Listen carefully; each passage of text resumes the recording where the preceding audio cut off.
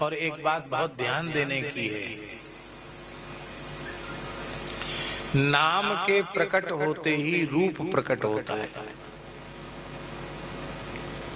नाम के प्रकट होते ही रूप प्रकट होता है।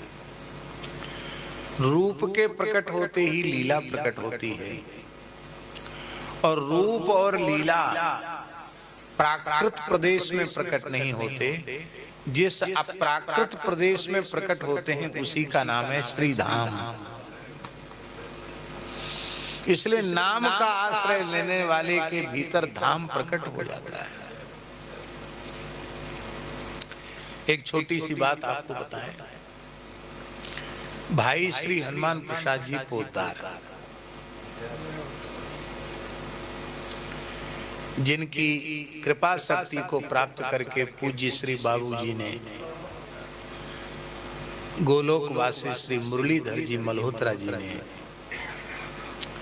नाम की गंगा में न जाने कितने जीवों को डुबा दिया। आज आप लोग कीर्तन करते तो मन बहुत प्रसन्न होता है। 45। वाह वाह।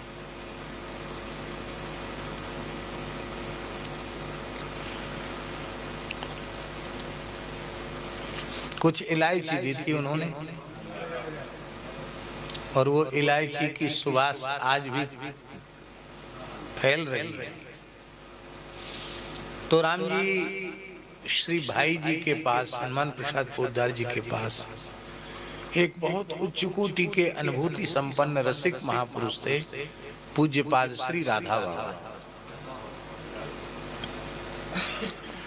तो राधा बाबा इस समय इतनी विलक्षण प्रेमावेश की अवस्था में थे कि वो वृंदावन के लिए अहर्निश विकल होते रहते थे। और भाई जी से रोते रोते कहते हमको वृंदावन पहुंचा दो। अब उनकी स्थिति इतनी विचित्र थी कि वो उनको पहुंचाना बहुत कठिन था वहां तक। वो अकेले नहीं जा सकते थे। और भाई जी ये अनुभव करते थे कि बाबा की प्रेम की अवस्था इतनी ऊंची है कि वहां इनका कौन ध्यान रखेगा, कैसे इनका वो होगा। बाबा यहीं रहे तो ठीक है, भाई जी का मन था। तो किसी न किसी बहाने से श्री भाई जी श्री हनुमान प्रसाद पोद्दार जी बाबा को रोक लेते। एक दिन बाबा थोड़े मान में आ गए।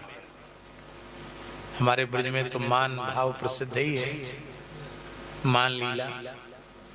बाबा मान कर गए भाई जी से, बोले तुम झूठ बोलते हो कि हम भेज देंगे भेज देंगे भेज देंगे। कितना लंबा समय बीत गया, आपने हमको वृंदावन नहीं भेजा, अब हम चले जाएंगे, अब हम किसी की नहीं सुनेंगे, आपकी भी नहीं सुनेंगे, चले जाएंगे।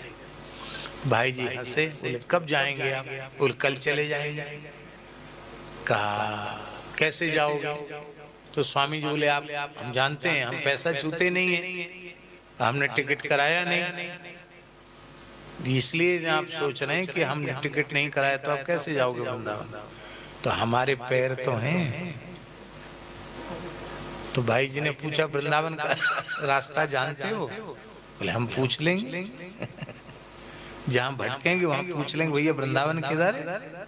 चले जाएंगे, वृंदावन चले जाएंगे।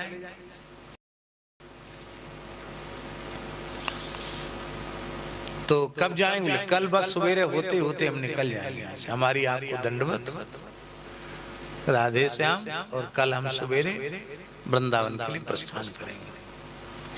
तो भाई जी ने हंस करके कहा देखते हैं आप कैसे वृंदावन जाते हो। बोले आप देखते रह जाना, हम चले जाएंगे। बाबा ने क्या कहा? आप देखते रह जाना, आपको लोग बता देंगे कि बाबा चले गए, हम तो एकदम भोर में निकल जाएंगे। रात्रि को जब बाबा अतिशय विकल हुए तो साक्षात श्री कृष्ण उनके सामने प्रकट हुए। बार बार बाबा के सामने ठाकुर जी आते थे। बाबा बोले क्यों रो रहे हो? वृंदावन के लिए रो रहे हो? तुम भाई जी को नहीं पहचानते हो।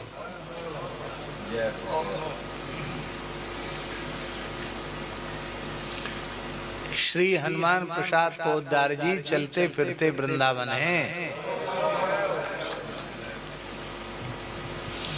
और मैं अपनी प्राण वल्लभा श्री राधा रानी के सहित उनके हृदय में निरंतर रमण करता रहता हूँ, लीला करता रहता हूँ। भाई जी का हृदय वृंदावन बन गया है, वे चलते फिरते वृंदावन हैं। तो वृंदावन को छोड़कर चलते फिरते वृंदावन, बतराते भय वृंदावन, जो बात करता है वृंदावन, उसको छोड़ के और कहीं जाना चाहते हो?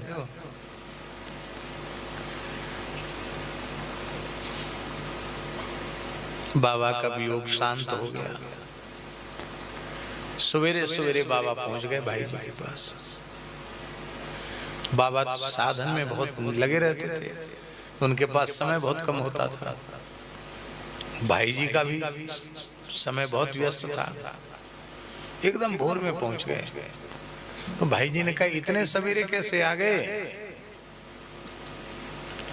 बोले, हम लड़ने आए हैं आपसे। बोलो वृंदावन बिहारी, कल लड़ लो। कमजोर से सब लड़ लेते हैं, हमको कमजोर समझते हो, लड़ लो। बोले, ये सफेद कपड़ा सफेद झूठ बोलने के लिए पहन रखा है क्या? भाई जी हंसे, बोले, किस लिए? कहते कि बताओ, इतना बड़ा राज भीतर छिपा कर आप बैठे हो, आप ही वृंदावन हो, आप चलते फिरते वृंदावन हो, आपके हृदय में श्यामा श्याम प्रकट होकर लीला कर रहे हैं। तो भाई जी में तो आत्मसंगोपन बहुत ज्यादा। भाई जी कहने लगे, आपकी बुद्धि खराब हो गई है, आप क्या इधर उधर की बातें, भजन छोड़ करके क्या इधर उधर की बातें आप करते हो? तो बोले, अब हमें समझ में आ गया, आपको लोग पोद्दार महाराज क्यों कहते हैं, क्योंकि महाराज आपने भीतर छिपा के रखा है। राज कहते ना, राज कहते ना रहस्य को, महाराज महान रहस्य आपने भीतर छिपा रखा है। तो अब आप सुन लीजिए, आप कितना भी झुठलाइए। बोले, आपको किसने कह दिया? तो भाई बाबा बोले कि हमें उसने कहा है जो कभी झूठ नहीं बोलता। क्या कहा? श्री कृष्ण ने कहा है। इतना सुनते भाई जी मौन हो गए और बाबा ने कहा, अब मैं जीवन की अंतिम श्वास तक आपके निकट रहूंगा। आपका शरीर जब तक है तब तक आपके निकट रहूंगा। कथनचित आप हमसे पहले चले जाते हैं ठाकुर जी की सन्निधि में, तो जहां आपके शरीर का संस्कार होगा वहीं अंतिम श्वास तक हम रहेंगे। और यही कारण है कि भाई जी का शरीर शांत होने के बाद उनका संस्कार गीता वाटिका में इसीलिए करना पड़ा, क्योंकि कोई नहीं चाहता था कि बाबा जीवन भर तो यहाँ गीता वाटिका में रहे, अब स्मशान में जाकर के रहेंगे। इसलिए भाई जी का संस्कार गीता वाटिका के भीतर किया गया। आज भी भाई जी की पावन संस्कार स्थली समाधि वहाँ है, आप लोगों ने दर्शन किया होगा।